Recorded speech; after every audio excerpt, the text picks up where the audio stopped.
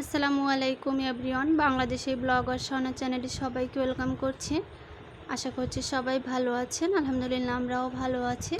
তো আরেকটি নতুন ব্লগ নিয়ে চলে এসেছি আপনাদের মাঝে। আশা করছি আমার ভিডিওটি আপনাদের কাছে ভালো লাগবে। তো ভিডিওর প্রথমে একটা রিকোয়েস্ট থাকবে আপনাদের, তো ভিডিওটিতে একটি লাইক দিয়ে দেবেন আর সাবস্ক্রাইব করে আমার চ্যানেলটির পাশেই থাকবেন। তো ভিডিওটি রাত্রেবেলা থেকে শুরু করেছি। তো আমার হাজব্যান্ড বলল যে আজকে রুটি খাবে আর হচ্ছে গিয়ে আলু ভাজি। রাত্রে খাবে না, এটা হচ্ছে রাত্রে বানিয়ে রাখতেছি সকালের জন্য, কারণ সে তো ফজরের নামাজ পড়ে ডিউটিতে চলে যায়, তখন বানানো আর কি সম্ভব হয় না, এই জন্য রাত্রেবেলা ভেজে রাখলে হয়ে যায়। তো রুটিগুলো ভাজতেছি আর ওদিকে হচ্ছে আলু ভাজিটা করে নিয়েছি সকালের জন্য। সকালে আমাদের নাস্তাও হয়ে যাবে আর তার তো হয়েই যাবে।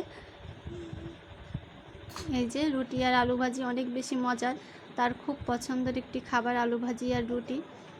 আর এখন হচ্ছে সকালবেলা থেকে শুরু করেছি ভিডিওটি। সকালবেলা উঠেই দেখতেছি যে কারেন্ট নাই, অনেক বৃষ্টি হচ্ছে, বাতাস হচ্ছে বাইরে।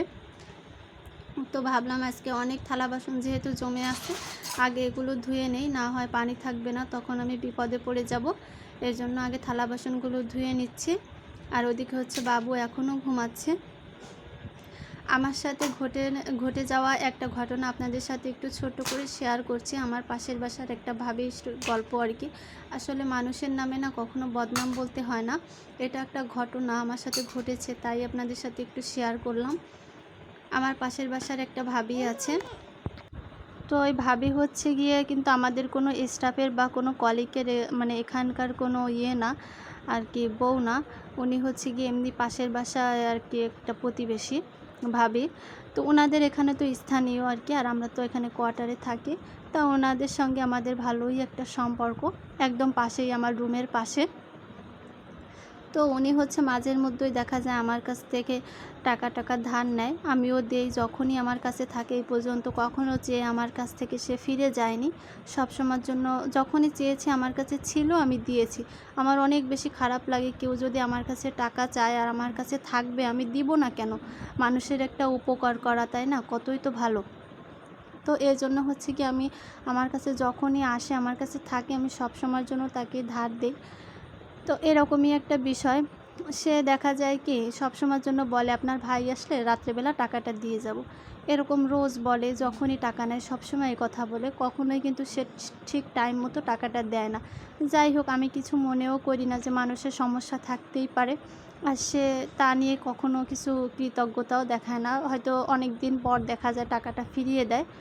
এই তো সেরকমই কিন্তু সে তার মেয়েকে পাঠিয়ে দিয়েছে এবং দিয়ে বলছে যে আন্টির কাছ থেকে 1000 টাকা নিয়ে আসো, বললো যে বাবা আসলে দিব। তো হচ্ছে মেয়েটা এসে আমার কাছে বললো যে আন্টি, আম্মু 1000 টাকা চাইছে, আব্বু রাত্রে যখন বাসাতে আসবে তখন দিবে। কোথাকার রাত্রে, এর পর্যন্ত 5-6 রাত চলে গেল, এখনও সেই টাকা কিন্তু দেওয়ার নামও নাই। অথচ সে কিন্তু কখনো আমার কাছে একবার এসে বলেও না যে ভাবি আমার টাকাটা দিতে একটু দেরি হচ্ছে, সমস্যা আছে কি না, বা হচ্ছে গিয়ে রাগ করেন না, বা ভালো মন্দ 2-4 কথা থাকে না, সে আমার সাথে দেখাও দিচ্ছে না, কথাও বলছে না। তো এটা আসলে আমার অনেক বেশি রাগ হয়েছে আর আমার অনেক বেশি কষ্ট লেগেছে। আর টাকাটা কিন্তু আমার প্রয়োজনও ছিল।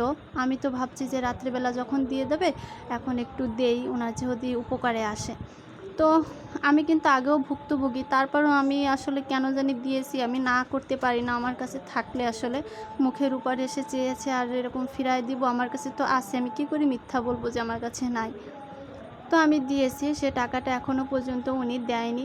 যাই হোক, টাকা নেওয়ার হচ্ছে গিয়ে একদিন পর উনি বলতেছে টাকা এখনও হাতে আসেনি, টাকা আজকে দুপুরের ভিতরে হাতে চলে আসবে, দুপুরে পেয়েই আপনাকে দিয়ে দেব।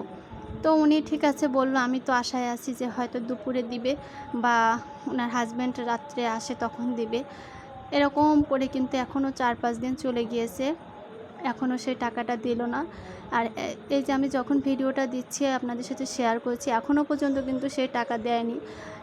আর কবে দিবে আমি জানিও না। আসলে মানুষের কোনো কথা যদি ঠিক না থাকে আমার খুব খারাপ লাগে, বিশেষ করে লেনদেনের ব্যাপারে। আমি কিন্তু এখনও তার কাছ থেকে টাকাও চাইনি, আমার কিন্তু চাইতেও টাকাটা লজ্জা লাগছে। হয়তো আমি টাকাটা পাবো তার কাছে, আমার কিন্তু লজ্জা থাকার কোনো কথা না।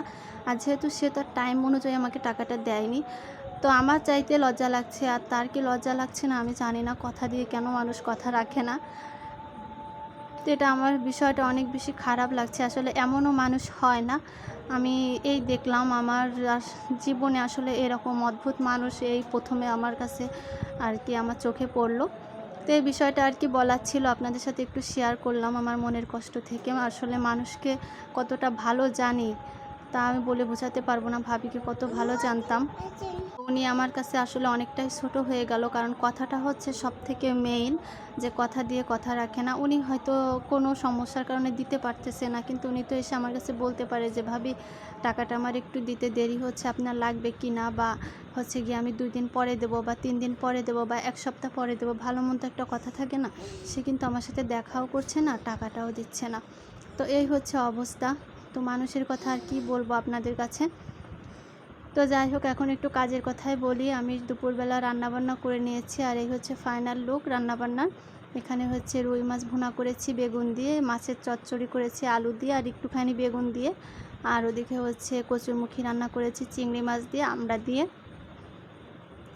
তো আমার ভিডিওটা আপনাদের কাছে আশা করছি ভালো লাগবে। এখানে শেষ করছি। সবাই ভালো থাকবেন। আসসালামু আলাইকুম।